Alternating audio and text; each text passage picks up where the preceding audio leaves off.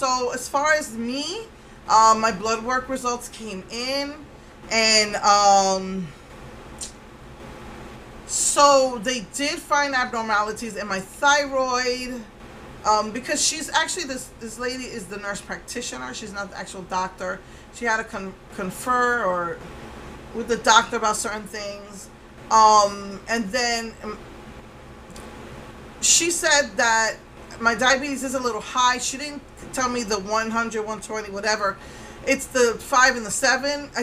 She said that, so I think they wanted to be like 7 or under. I think I was like 7.1, and she was saying that's still not bad, but she wants me to try the metformin. And I tell you, I was really frustrated because I went to go see my ENT, and that same day I got the results from my blood work, and I was a little frustrated because I feel like they're not listening to me.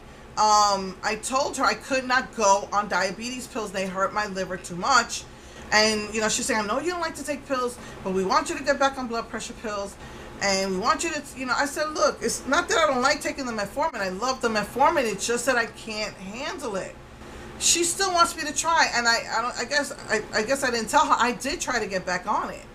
And I realize now why I was getting the shakes, because you get the shakes because again, there were several reasons. It was stress. It was overdoing it. It was low blood sugar and infection, which now I know I had all 4, because basically what I was doing, because she says that when you're diabetic, your blood sugar can drop. Now, I'm not on insulin. I don't have diabetes 1, so I'm not really sure how that applies to someone with diabetes 2.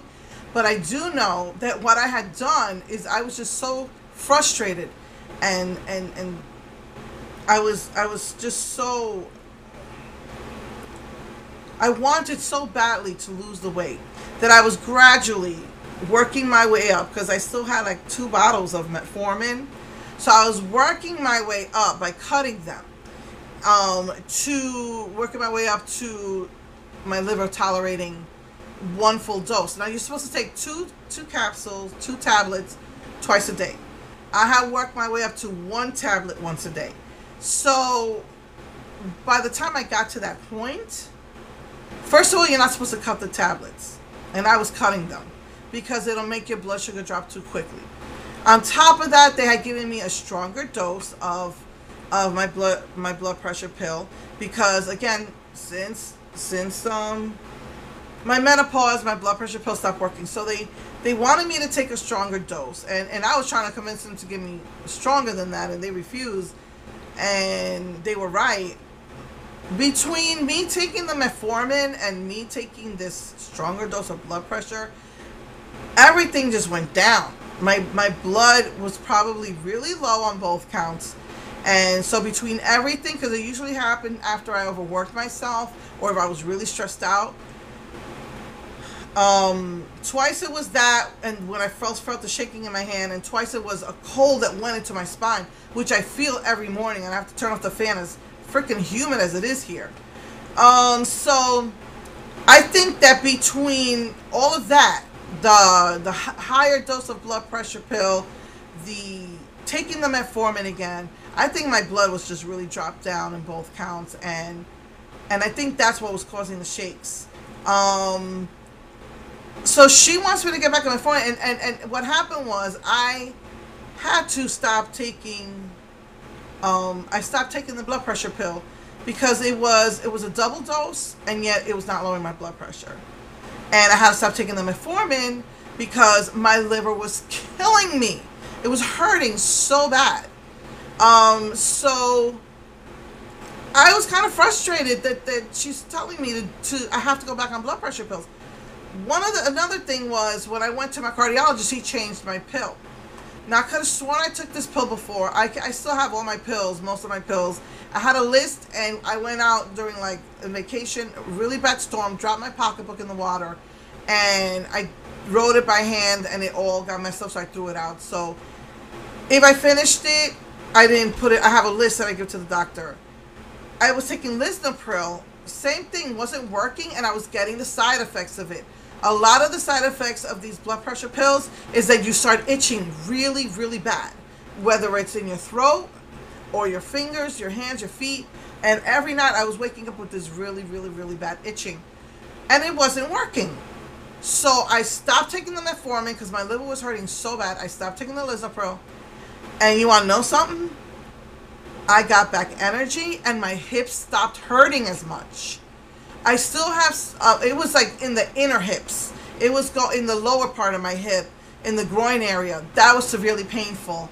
And that pain went away, though I still have it on the sides and the upper part of my hips. And I had more energy. It was like a night and day difference. And so my blood pressure wasn't bad. It was like 200 over 110. Now it was 150 over 80, which isn't bad. But she still wanted me to go on high blood pressure. I said, well, look, you want to go back to the amlodipine? And she said, yeah, why don't we start small, go back to the 5 and just once a day. I said, okay. And then she wants, of course, send me to a diabetes specialist. They even sent me this thing to fill out for weight loss surgery. I said, I never asked for that. And then, so she wanted me to go back on the blood pressure pill. So fine. I went and I got the amlodipine because it's like, it was not expensive. It was like less than $5. 5 milligrams. Never experienced any side effects from it. And then I come out of my ear, nose, and throat. I told him he wants me to take same thing as before. He wants me to take these new allergy pills. He says that my ears are not infected and that they're swollen. And why are they swollen? He said, I told you last time you have TMJ and you need dentures. But the dentures are over $1,200. I cannot afford that. That's like part of my rent, actually. Because they raise your rent every year. So he's saying that I need to take this allergy pill, that it'll help with any side of, because the weather's it's been really bad, that even people without allergies are starting to get affected by this really bad allergy season. So he's saying, take it. I said, but doctor, my problem is stuffiness. I get all stuffed up and I can't breathe. I said, this stuff, you said it's for postnasal drip, and I start choking on my mucus. I said, I only take it when I'm sick. And on top of that, he wants me to get back on the pain pills, which is, I was taking those pain pills for my arthritis, and they work in conjunction with the over-the-counter Aleve. Alone, they don't work. But one of the side effects is, I don't know if the word was massive weight gain. I think that's what it said, massive weight gain. And I'm like, Doc, I got off of them when I found that out because I've been gaining weight like crazy. And I didn't want to do that. I'm trying to tell him, but it's like they're not listening. And he's saying, well, you're going to try this out for 6 weeks and then come back. And if you're still feeling, your ears are still hurting you so bad, we're going to have to do x-rays. For the first 5 days, I didn't want to do it. And I realized I had some left over from last time. I have about a week's worth. Let's try that out and see how it goes. And I took the amlodipine, the 5 milligrams. And then I was afraid to take the allergy pills, but I took the meloxicam. I never had side effects from amlodipine before. It really worked before. Oh my goodness. I woke up in the middle of the night with severe itching. It's mostly like in your hands and your feet. It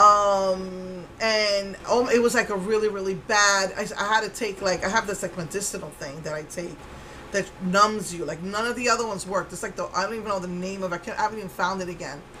And the name came off, and I had to just slather that on my hands. I was so bad, the itching. I'm like, what the heck? I was like that for like 24 hours. And I'm like, I'm not taking this again. And then I was fine. Like, my hands were hurting so bad, and now I'm fine. And I just found myself to be hungry. A lot of times, unfortunately, I said I skipped lunch because, I eat my breakfast, I get ready, I take my son to school, I have a coffee, and most times I wait till I come home, and then unfortunately have a big dinner. Well, even though my stomach did not feel empty, I was hungry. I just wanted to eat all night. And I didn't. I mean, I ate some, and then I said, what the heck, let me just try not to eat. I think I had like orange, I had plums. I was I just wanted to eat.